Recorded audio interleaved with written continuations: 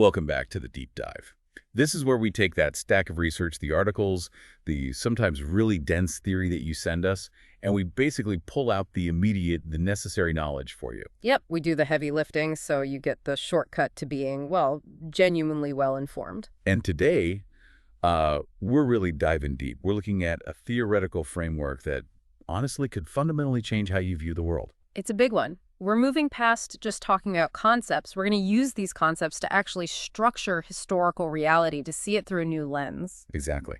Our focus today is general world theory, GWT for short, and specifically how it sort of emerges when you analyze historical narratives. We're talking 18th through the early 20th century. Yeah, and the sources are fascinating. People like Benjamin Franklin, Mark Twain, Isabella Bird, thinkers, travelers, really sharp observers. So our mission, our goal here is to unpack the 9 dimensions of this GWT, but not, in some abstract academic way. No, definitely not. We're using these incredibly vivid, sometimes surprising, sometimes frankly shocking, historical anecdotes from the study's sources. And these anecdotes show how these complex relational ideas were actually bubbling up. They were emergent realities these early modern folks were grappling with. Often without even having the language for it, right? They were experiencing interdependence or pluralism without calling it that. Precisely. So think of GWT as a kind of meta framework. It's a way of seeing the interconnectedness, the interwoven nature of, well, everything, all systems. Let's start with the core definition. It's a bit dense, I'll admit, but every single word in it matters. Okay, lay it on us. What is general world theory? All right. The study defines the world through this GWT lens as a dynamic, relational, and plural reality. Okay, dynamic, relational, plural. In which all forms of being, knowing, and becoming are entangled, contextual, and ethically consequential. Ooh, okay. Entangled, contextual, ethically consequential. That's a lot to unpack. It is. But when you break down those key elements, dynamic, relational, plural, you really see how different this is from, say, the old view of the world. You mean like the world is a big clockwork machine? Predictable, separate parts? Exactly. That sort of Newtonian, mechanistic view. GWT says, no, it's alive, it's messy, it's interconnected. And, you argue, this is the kind of thinking we actually need now, right? For the 21st century. I think the study makes a strong case for that, yeah.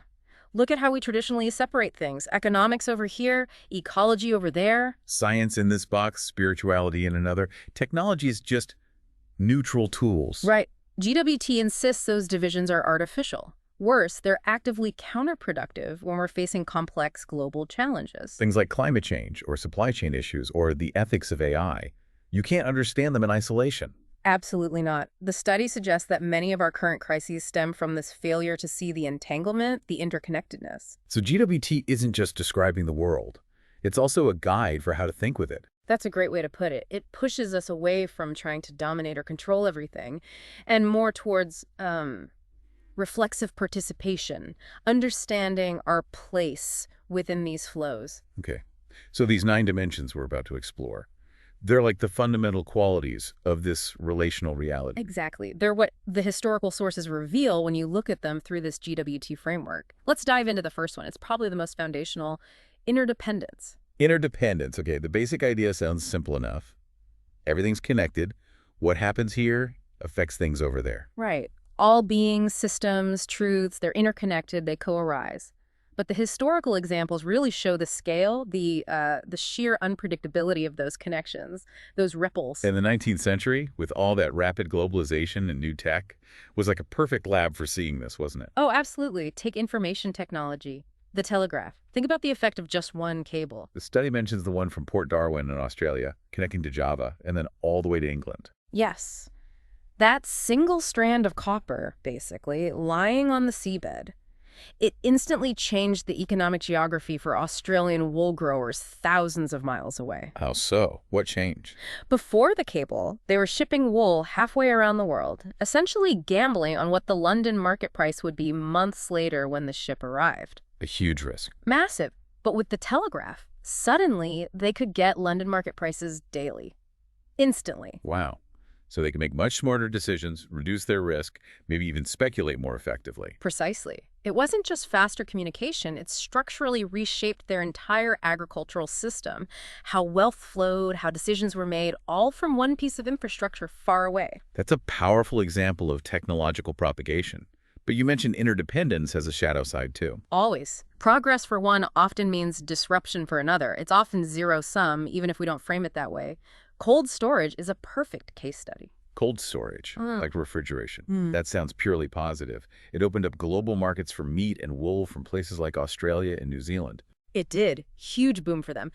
But think about what it replaced. There was a thriving, complex industry based in New England, shipping ice. Shipping ice, like actual blocks of ice from ponds. Exactly. They harvested it, insulated it, shipped it globally. In some markets, that ice was incredibly valuable. The study mentions $600 a ton. And then, boom, refrigeration technology comes along. And the ice shipping industry just melts away. Effectively, yes, destroyed. One technological shift creates massive prosperity in Australasia while simultaneously wiping out an entire ecosystem of jobs and investment in New England. That's interdependence. So a key GWT insight here is that progress isn't neutral. It always reconfigures relationships, creates winners and losers. Always. And infrastructure doesn't just enable things, it locks in power dynamics, creates path dependencies. Look at the scramble for Broken Hill's silver wealth. Broken Hill, near the border of New South Wales and South Australia. Sydney was the established power, right? You'd think Sydney would get the spoils. It was bigger, wealthier. But Adelaide, in South Australia, moved faster. They built a railway line. A shorter one, crucially. They got their line across the border before Sydney could finish its much longer route. And that single, swift action Secured the whole trade. the entire vast trade profit, as the source puts it, irrevocably. Adelaide's status was transformed, not because of its prior size, but purely because of that tactical, relational speed in building infrastructure. Yeah. It locked in that advantage for generations. Okay, let's shift from human systems to non-human actors. Hmm. The ecological examples of interdependence are really something else. We had to talk about the rabbits in Australia. Ah, the rabbits. It sounds almost comical, but it's a stark warning. Apparently, it started with just a single pair brought over for sport or familiarity. One pair, and they just exploded. Marvelous fecundity, the texts say. They multiplied so astronomically fast beyond anyone's wildest imagination that within a relatively short time. The sources say travelers literally had to dig trenches through masses of rabbits just to get from town to town. That's the account. Think about that. A non-human biological force completely overwhelming human movement and infrastructure. That's interdependence on a massive scale. And the ripple effects go even deeper, right, into evolution itself. The Tasmanian parrot story is mind-blowing. It really connects the dots. So European settlers introduce sheep farming to Tasmania. That's a major human economic decision. Okay. This new sheep culture leads indirectly to the extinction of a specific grub, just disappears. And this grub was the parrot's main food source. Exactly. So the parrot faces starvation. It has to adapt. What does it do? It starts eating the kidney fat from sheep carcasses. Okay, a dietary shift. Yeah. But the sources say more happened. Over time, the physical structure of the parrot's beak actually changed. It evolved, morphing to become better suited for tearing into fat and flesh. Wow. So a human economic policy, sheep farming, literally got written into the parrot's biology, its physical form. Precisely. It shows the economy isn't separate from nature. It's a powerful force that co-authors biological evolution. That's profound entanglement. So if we accept this deep interdependence, GWT says we need to look for feedback loops, things that either speed up collapse or keep systems stuck. Yes, distinguishing between destabilizing loops and maintaining loops. The destabilizing ones can be truly horrific. The Kanaka labor traffic, for instance. This was bringing laborers from Pacific Islands to work, often on plantations, often framed as civilizing them. A terrible euphemism. The reality, according to the sources, was a death rate for new arrivals around 180 per 1,000. That's far higher than the death rate from tribal warfare back home. 180 per 1,000, that's nearly 1 in 5 dying. It's staggering, and it created a vicious negative feedback loop. The deadly conditions were literally consuming the system's own resource, the human beings. The prediction was it would depopulate its sources of supply within decades. A system eating itself alive. Yeah. Another example, political chaos feeding crime. In India, with its fragmented states and constant local wars, there was no strong central power. And this created an opening. It created the perfect environment for the Thuggee Brotherhood organized criminals to flourish. The instability of the larger political system actually maintained the stability and prosperity of this criminal network. And on the other side, maintaining loops, systems that reinforce themselves even if they're harmful. Sati, the practice of widow self-immolation in India is a chilling example of a powerful, maintaining feedback loop. How did the feedback work there? It seems so extreme. It was driven by an overwhelming social reward and punishment system. An impossible choice, really. If the widow died on her husband's funeral pyre. Instant, immense honor for her family. She was seen as virtuous, even worshipped. Spiritual rewards have been guaranteed. Just immense social and spiritual gain. And if she chose to live? Complete social death. She became, in the words of the sources, a disgraced, despised, and miserable outcast. Shunned, impoverished, blamed for her husband's death, perhaps. So the positive feedback for dying and the negative feedback for living were both so absolute, so powerful. That the system sustained itself through this relentless social pressure, this social physics, despite the horrific physical cost, it was locked in place. So the big takeaway from Interdependence, looking at all these examples, is that you can't just tweak one thing in isolation. Not at all. You push here with a telegraph cable, a new law, even a pair of rabbits, and the effects ripple out in ways you can barely imagine, changing economics, evolution, social structures. It's all connected. Okay, that leads us perfectly into the next dimension. Pluralism. If everything's interconnected and complex, it makes sense that no single viewpoint can capture the whole picture. That's the core idea. Pluralism, in GWT terms, means acknowledging that multiple truths, multiple perspectives, multiple knowledge systems exist side by side, and they need to be in dialogue. It rejects the idea that there's one ultimate master narrative, whether that's scientific, religious, or whatever, that explains everything. Exactly. And the historical sources really highlight this. When different systems of knowing collided, abstract truth often took a backseat to practical results, to what the sources call efficacy. Efficacy. Like, does it actually work in the real world? Precisely. Look at the clashes between Christian missionaries and Hindus over miracles. It wasn't necessarily about belief versus disbelief. The Hindu critics weren't saying miracles are impossible. No, their critique, as reported, was more like, your miracles aren't very impressive. They apparently said they do not care for them. They have more extraordinary ones of their own. So it became a kind of comparison of divine power based on scale. Pretty much. The example given compares Samson carrying the city gates of Gaza to the Hindu god Hanuman supposedly carrying an entire mountain range. And they'd point to a real sandstone ridge as evidence for Hanuman's feat. That's the claim cited. And then they turn to the missionary and ask the killer question, have you the gates? Wow. Demanding contemporary material proof for the biblical story. That's efficacy in action. Your miracle story doesn't have the same tangible evidence or impressive scale as ours. It reveals this integrated way of thinking where spiritual claims have to contend with material reality and practical evidence. And this focus on practical results showed up in medicine too, right? Definitely. Western doctors in places like Persia often gained huge respect, even from people totally opposed to Christianity as a belief system. Why? Because they could heal people. Because the doctor, as one source puts it, was powerful to heal even where he is impotent to convert. The physical results from their medicine, their leather box of pills, trumped the religious or cultural differences. Healing worked, so it was valued. Okay, so practicality matters. But what about navigating different ideas? How do you have a productive conversation when worldviews clash? Benjamin Franklin seems key here. Franklin is fascinating. He consciously developed techniques for pluralistic dialogue. He realized that abrupt contradiction and positive argumentation just make people defensive. So he didn't just say, you're wrong. No. He adopted this persona, the humble inquirer and doubter. He'd phrase disagreements gently, like, I conceive it differently, or, in the present case, there seems to be some difference. Creating space for the other person to reconsider without losing face. Smart. Very smart. It allowed for easier modification of mistakes on both sides. He gained influence not by being the loudest, but by being the most, well, approachable. And he even built this into his club, the Junto, banning opinionated language. Yeah, he prohibited words like certainly or undoubtedly. Everything had to be framed provisionally. It created a structure for collaborative, non-dogmatic inquiry. But even with the best intentions, language itself can be tricky.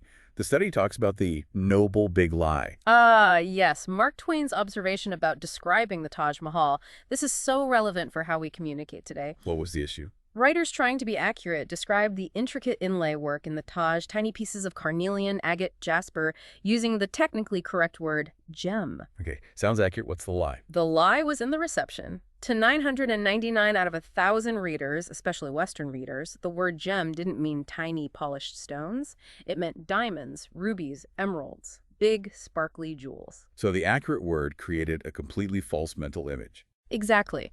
Twain estimated the reader's imagined Taj, fueled by the word gem, was 35 or 40 times finer than the reality.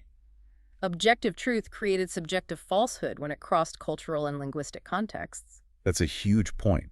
Pluralism means understanding that truth isn't just the word, it's how it lands, how it's understood by different audiences. Precisely. And sometimes people live comfortably within systems that seem logically impossible from the outside. The example of the servant Manuel. Right. Describing his identity, how did he put it? He said he was high caste Brahmin too, Christian too, same like father. High caste Christian Brahmin, Master Salvation Army. Brahmin, Christian, Salvation Army, all at once. That seems contradictory. Logically, from a certain Western perspective, yes. But for him, it was a lived reality, a synthesis. It shows that human identity and belief can operate outside rigid, exclusive boxes. So, if people can hold contradictory truths, how should society manage this? Does GWT say one system just has to win out in practice? Not necessarily. GWT emphasizes creating institutional structures that allow different systems to coexist productively. And this requires, fundamentally, humility. Humility built into the system, like Jefferson's Bill for Religious Freedom. That's a prime example. By refusing to name a specific deity like Jesus Christ in the preamble, Jefferson made the protection truly broad. It explicitly covered, as the text notes, the Jew, the Gentile, the Christian, the Mohammedan, the Hindu, and infidel of every denomination. That constitutional breadth created the space for religious pluralism. But perhaps the most radical example of institutional humility comes from the Dunkers. A religious group. What did they do? They actively refused to publish their articles of belief, their official doctrine. Why refuse to write it down? Seems counterintuitive for a religious group. Their reasoning was profound. They worried that if they set their beliefs in stone, future generations would feel bound and confined by it. They'd be unwilling to receive farther improvement or correction. Wow. They built uncertainty and evolution right into their core structure. It's institutionalized provisionality, acknowledging that their understanding wasn't final, that truth might continue to unfold. That's a powerful foundation for genuine, ongoing pluralism. Okay, so we've got interdependence and pluralism. The third dimension you mentioned is becoming. This sounds like it's about change, dynamism. Exactly. GWT sees the world not as a fixed thing, but as something constantly in flux, constantly evolving.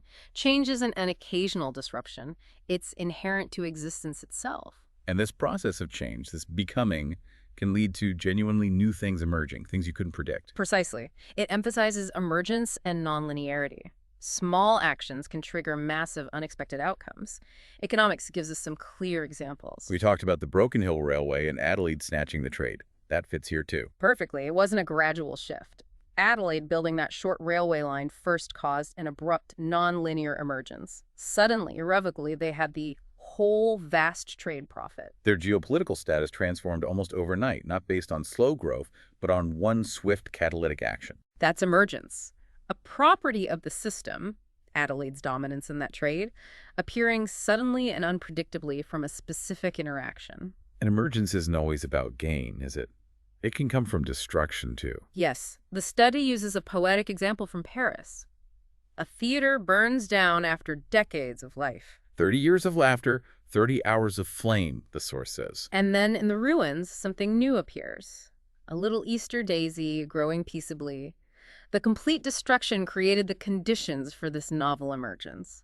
Renewal from catastrophe. Technology also throws up these emergent, unpredictable properties. The Aboriginal tools you mentioned earlier. The boomerang and the weet-weet, they're stunning examples. The weet-weet, described as a featherweight toy, could apparently be thrown over 200 yards. Which seemed to defy the known laws of physics at the time. It baffled white mathematicians for 70 years, according to the text. It demonstrated a mastery of complex aerodynamics, of emergent physical properties, achieved through practical knowledge and iteration that formal Western science couldn't initially predict or explain. And even within Western tech, like shipbuilding, there was an understanding of emergence, wasn't there? Absolutely. Even if you built a new ship exactly to the plans of a proven fast vessel, you never truly knew how it would perform.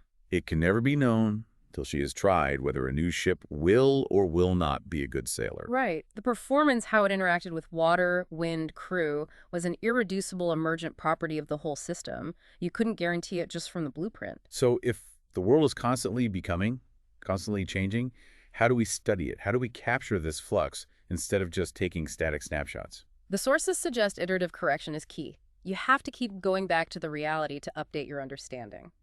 Think about apprehending the true scale of something immense, like Niagara Falls or the Taj Mahal. The study says you need to visit 15 times. Why so many? To gradually get rid of the Taj built in it by its describers, you have to overcome your preconceived notions, the static image built by words and expectations, and let the actual dynamic emergent reality sink in over time. It's a process of unlearning the description to see the thing itself. Exactly. And when we learn from experience, we have to be careful not to overgeneralize. This is where the cat on the stove maxim comes in. Mark Twain again. How does that go? A cat sits on a hot stove lid. She'll never sit on a hot stove lid again. And that as well. She learned the immediate lesson. Okay, makes sense. Don't touch hot stove. But, Twain adds, also she will never sit down on a cold one anymore. She overgeneralized the negative experience. Right. She learned the lesson, but then applied it too broadly, shutting herself off from safe possibilities. Wisdom, in a world of becoming, means extracting the specific learning from an event, but stopping there. Resisting the urge to create a rigid, universal rule that might blind you to future, different contexts. You need to stay adaptable. This idea of context leads us to the fourth dimension, relational knowing, which sounds like it's saying that knowledge isn't just objective data out there, but it depends on relationships. That's the heart of it. Knowledge is always situated.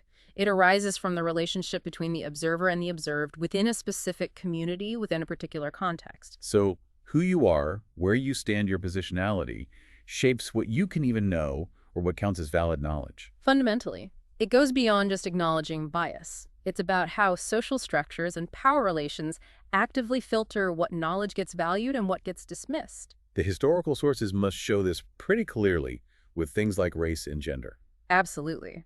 Take the Aboriginal tracker in Australia. The accounts describe his skills as incredible, almost supernatural, luminous sagacity. He could read tiny signs in the landscape, tell if a mark was hours or days old. Yeah. Skills far beyond the European observers. Undeniable expertise. But was this knowledge valued? Integrated into broader strategy? Often not. Why? Because of the tracker's position in the racial hierarchy. The prevailing low-rate intellectual reputation assigned to Aboriginal people meant his knowledge, however accurate, was often disregarded or confined to just, the technical task of tracking. Exactly. His positionality devalued his knowledge in the eyes of those in power, regardless of its demonstrable truth. Relational knowing means seeing how power shapes whose knowledge counts.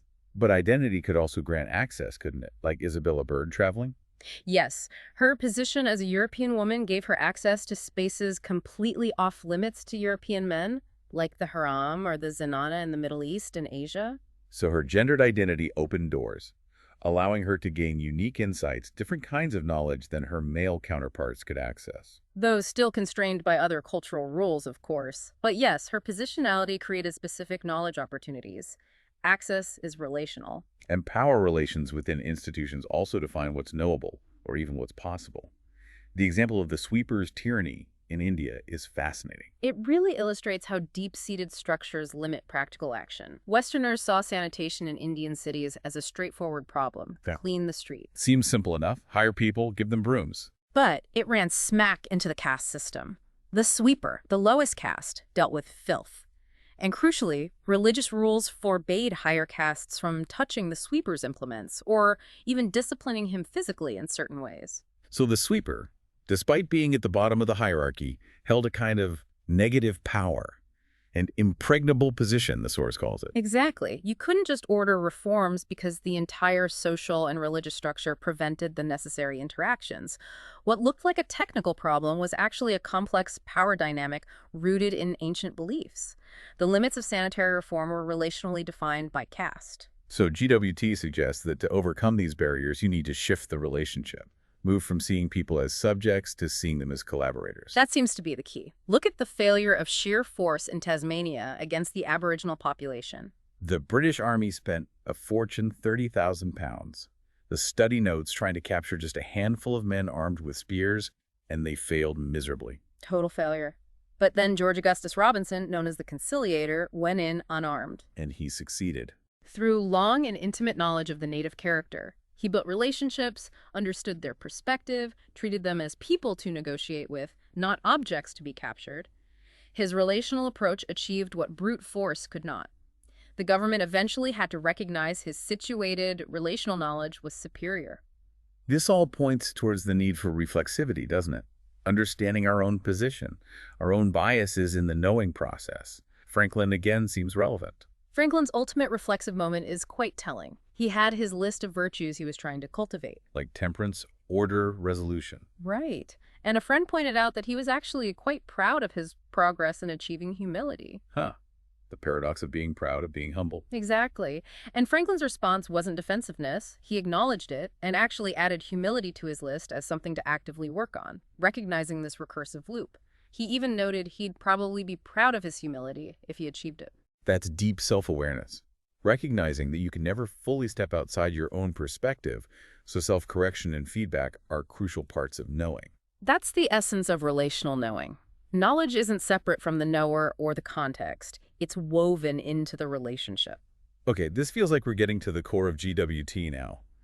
Entanglement. You defined it earlier as mind, matter, meaning, value, all being inseparable, co-producing each other. Yes, it's perhaps the most holistic dimension. It rejects the idea that you can neatly separate the material world from our thoughts, feelings, culture, and values. They're all tangled up. The sources must show this really clearly when looking at things like health and trauma. Devastatingly clear. The descriptions of material conditions in some places are visceral. Indian villages described as collections of dirt-colored mud hovels, pilgrims in Benares drinking river water, filthy with the washings of rotting lepers. You can't read that without immediately connecting the physical environment, the matter, to disease and suffering. The link is direct, unavoidable. The material degradation constitutes a state of ill health for the population. And trauma, too. The Tasmanian convict experience sounds utterly brutal. The sources describe the system as so unendurable, the physical conditions and psychological despair so complete that convicts would literally Draw straws to decide who should murder someone else, just so the murderer could be caught and hanged. yes, to secure their own death as an escape. It's hard to fathom that level of despair. The physical captivity, the brutal conditions, the matter, directly created a mental state, a trauma, where murder-suicide seemed rational. Mind and matter were lethally entangled. But it works the other way, too, right? Meaning-making can shape material realities. Sati comes up again here. Exactly. Viewed through entanglement, sati wasn't just a physical act of burning matter. That act was sustained because it was deeply embedded in a system of meaning and value. Dying meant honor, spiritual reward, meaning about. While choosing to live meant complete social disgrace, becoming an outcast, a different kind of trauma, a social death. The meaning system dictated the preferable material outcome, even if that outcome was horrific physical death. The physical trauma was deemed less severe than the social and spiritual trauma of living. That's entanglement. And the tragic flip side happened when colonizers tried to impose improvements without understanding the local meaning system. Like giving Tasmanian Aboriginal people Western houses and clothes, seen by the colonizers as material progress. Yes, a clear material improvement from the Western viewpoint. But for the Tasmanians, forced into these alien structures and ways of life, it was experienced as hell to the savage. The sources say they just pined for their old life, their connection to the land, until their hearts broke and they died. The material change detached from their meaning system was literally fatal. It destroyed their sense of identity, their connection to the world, their will to live. Matter and meaning were so entangled that disrupting one destroyed the other. That's a devastating lesson. Sure. You can't just import material solutions without understanding the deeply embedded cultural meaning. It dictates that any intervention, any aid, any technology transfer has to start with understanding the receiving culture's entanglement of matter and meaning. Otherwise, good intentions can have deadly results. Did the sources try to grasp this entanglement on a bigger philosophical scale? There were attempts. One striking example is a dream recorded, positing the entire visible universe as the physical person of God. How did that work? Planets were imagined as blood corpuscles in his veins. It's an attempt to weave mind, God, consciousness, and matter, the physical universe, into a single, unified, cosmic organism. Everything is part of one entangled body. And back to the Taj Mahal Twain's Noble Big Lie also showed this entanglement, didn't it? In a way, yes. The actual material reality the specific stones used was, on its own, perhaps less awe-inspiring than the idea of the Taj. The meaning and expectation built up around it, fueled by that word gem, created the overwhelming subjective experience. Right. The reader's mind and the cultural meaning attached to the place created an illusion, an experience of wonder that maybe transcended the sober material facts. Mind, meaning, and matter all had to come together to produce the full effect, even if part of it was illusory. This dimension, entanglement, feels incredibly important. The idea that material reality might be secondary to cultural meaning in some cases. It has huge implications. It really does. It forces us to put humanistic understanding, culture, meaning, values right at the center. Even when we're talking about material things like technology, infrastructure, or medicine, they can't be separated. Okay, next up is contextuality. This sounds related to entanglement and relational knowing, but maybe with a stronger emphasis on time, history. That's a good way to think about it. Contextuality emphasizes that everything, meaning, truth, even physical reality, is shaped by its specific ecological, historical, and cultural context. And the past isn't really past. Present reality is governed by historical processes, even ones we don't see, like an invisible hand of history. Exactly. Past events and structures continue to shape the present in profound ways. We can see this literally inscribed in ecological systems. Back to the Tasmanian parrot. Yes. The historical decision by humans to introduce sheep farming, economic context, led to the extinction of the grub, ecological context, which then forced the parrot to adapt, ultimately changing its physical beak shape over generations, biological evolution. So a past economic choice is physically embedded in the present biology of the parrot. History-shaped evolution. That's deep contextuality.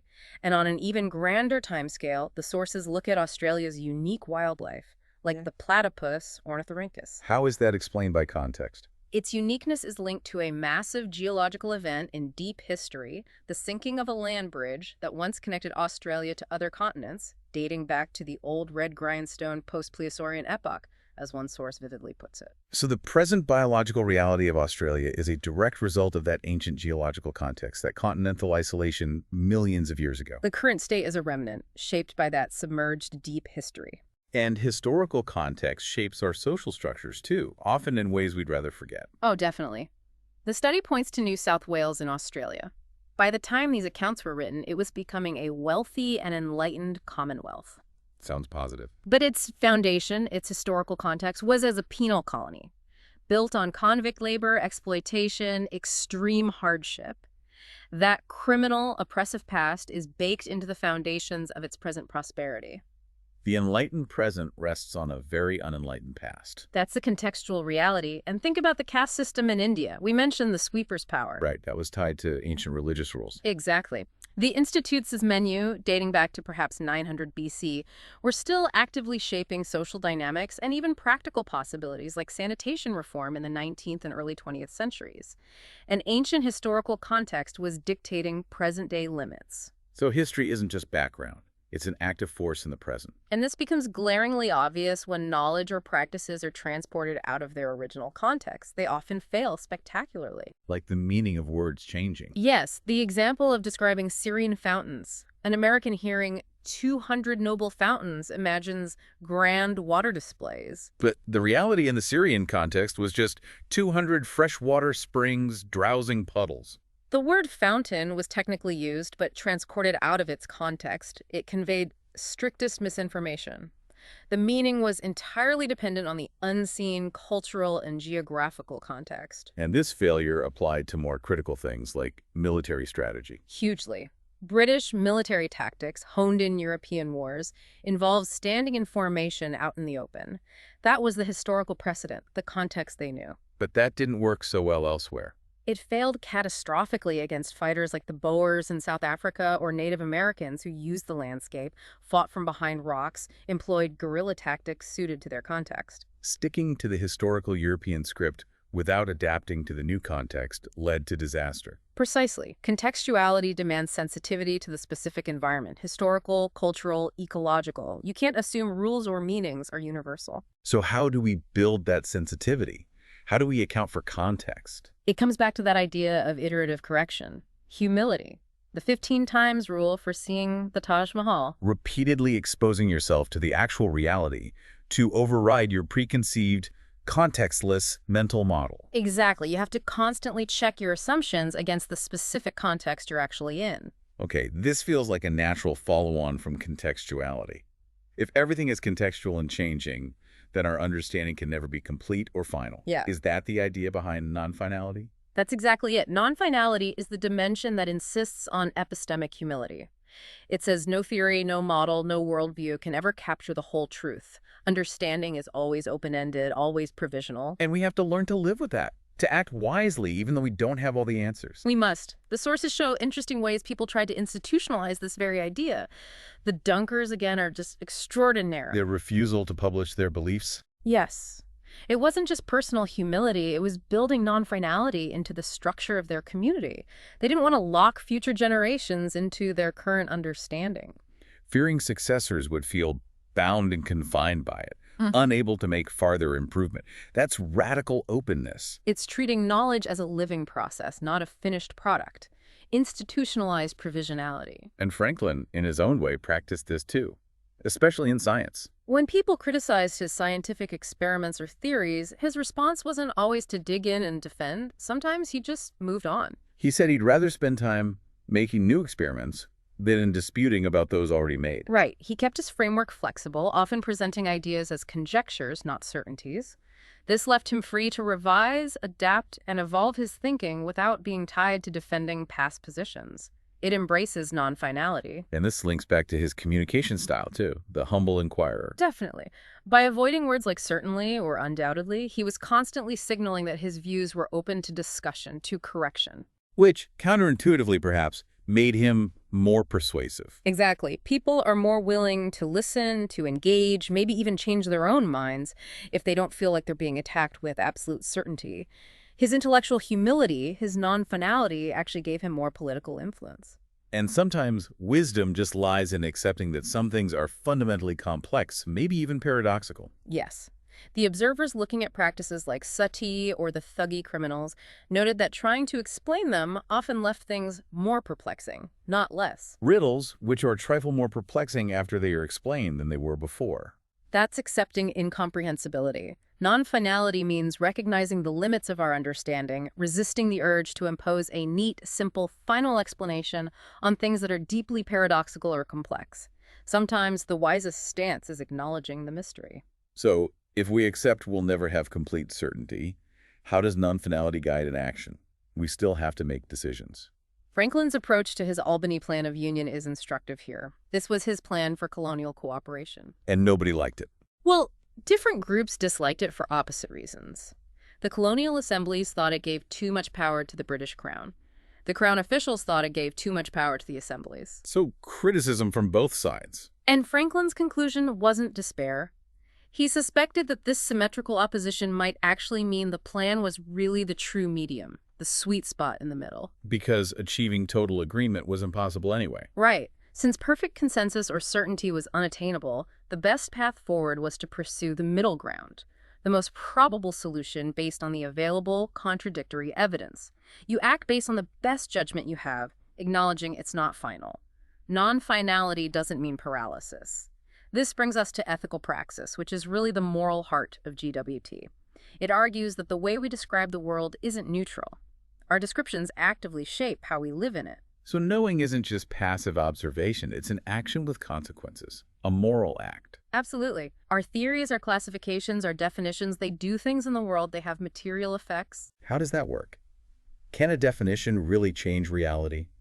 Think about something as basic as money. The American decision, post-revolution, to define the dollar and its subdivisions using a decimal system. Instead of the complicated pounds, shillings, and pence they inherited. Right. They chose decimals partly because it was simpler, most familiar to people. That act of definition, choosing that description, fundamentally restructured commerce for the entire nation, making it vastly more efficient. The description created a new economic reality. Okay, that's a positive example. But descriptions can also enable negative actions. Tragically, yes. The study cites a chilling maxim apparently used to justify ongoing colonization and land theft. A crime persevered in 1,000 centuries ceases to be a crime and becomes a virtue. Wow. That's basically saying might makes right if you do it long enough. It's an intellectual description, a philosophical framing that provides moral sanction for continued violence and dispossession. The description justifies the unethical act. So ethical praxis means we have to be critical of these descriptions, especially the ones that sound good but hide something ugly. Exactly. We need to trace the gap between the description and the lived reality, the consequences. The Kanaka labor traffic, again, is a prime example. It was described as civilizing the islanders, right? They came back with trinkets, maybe learned some English. That was the comforting narrative, the description, but the lived reality was the horrific 180 per 1,000 death rate.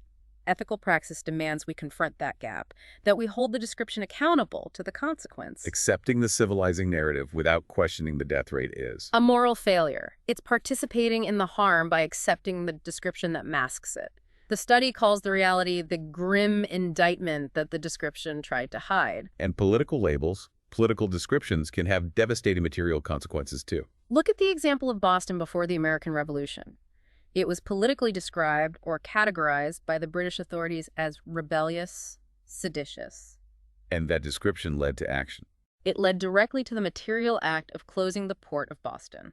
This single act, driven by a political description, crippled the city's economy, reducing, as the source says, the whole of that ancient and wealthy town to beggary.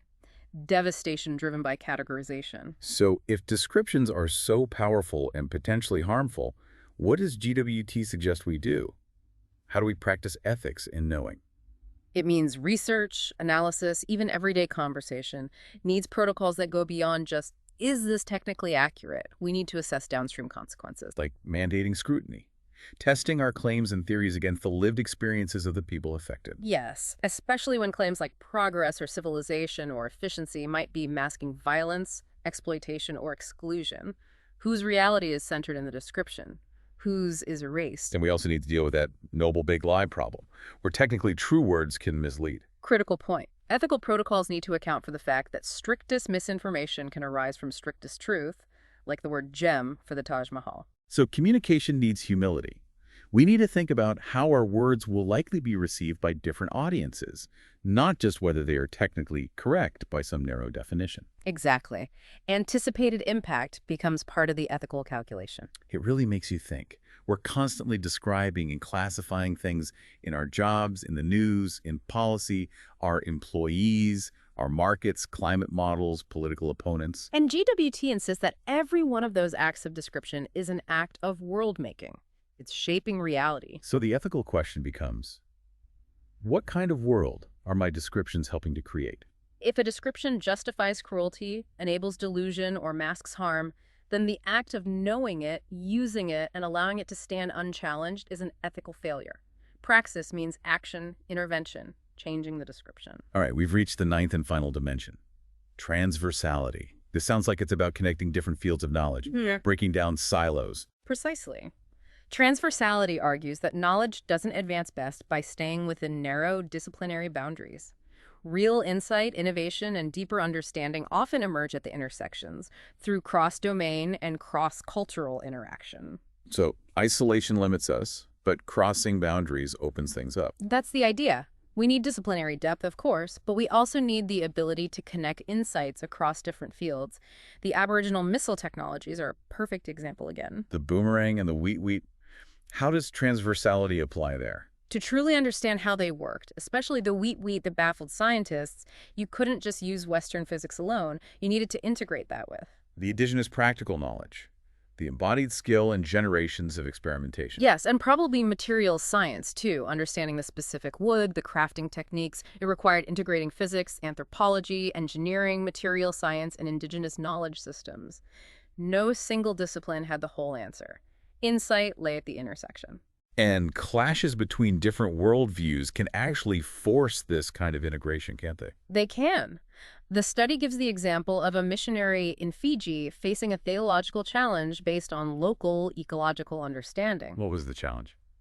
The Fijians questioned the Christian doctrine of bodily resurrection. Their objection was practical, based on their understanding of the food chain. How so? They asked, if a man is eaten by sharks, and then those sharks are eaten by other men, cannibals, how can all the original man's particles be gathered back together for his resurrection in heaven? Wow, that's a heck of a question.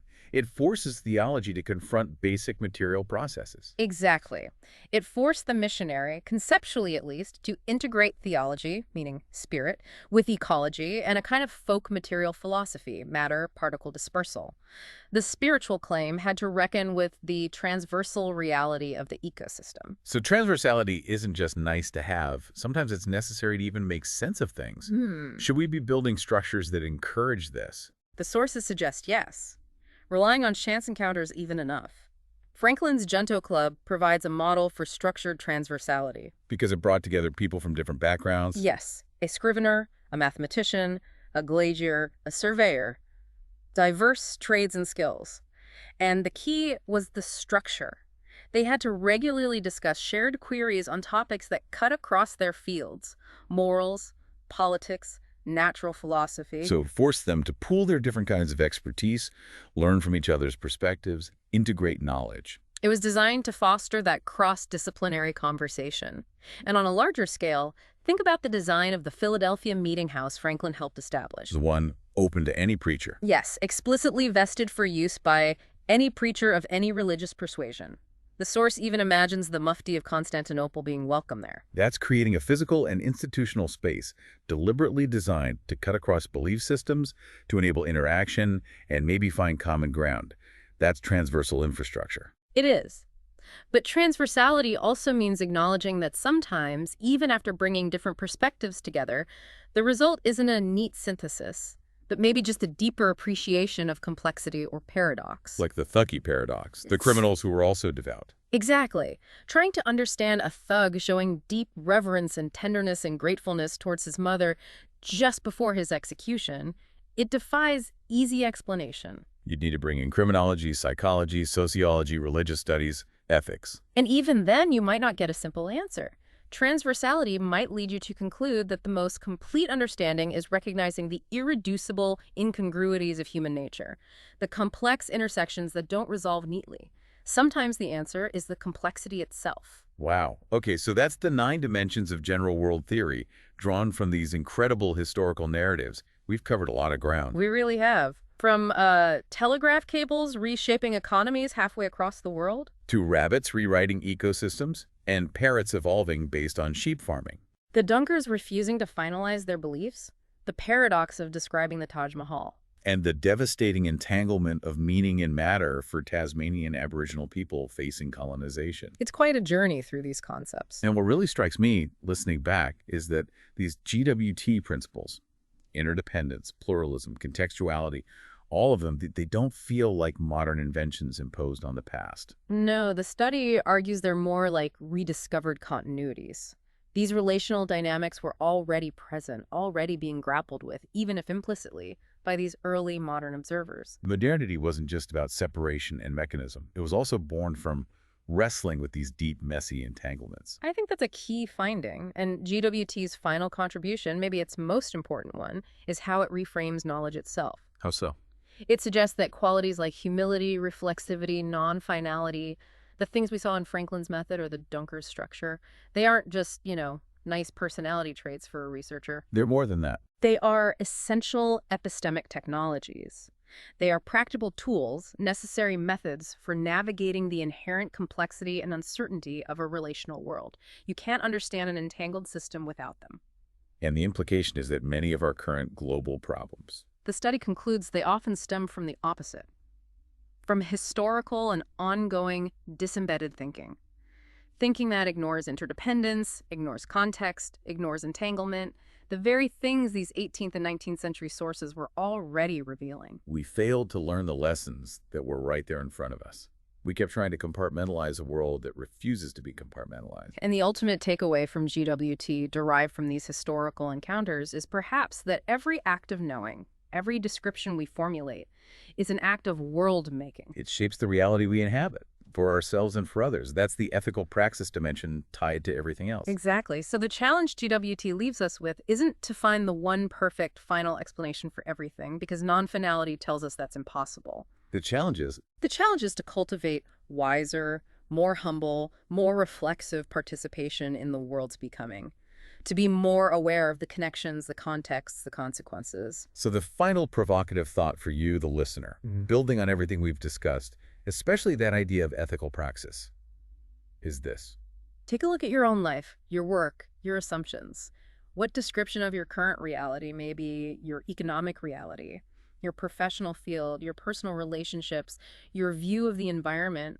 What description are you currently using, perhaps implicitly, to guide your actions? And then ask, what kind of world is that description quietly helping to create or helping to sustain? What are its hidden entanglements and consequences? It's a deep question, but one GWT insists we must ask. Thank you for taking this really deep dive with us today. We hope these 9 dimensions give you a new, more relational lens to look through as you navigate the complexities of our shared world.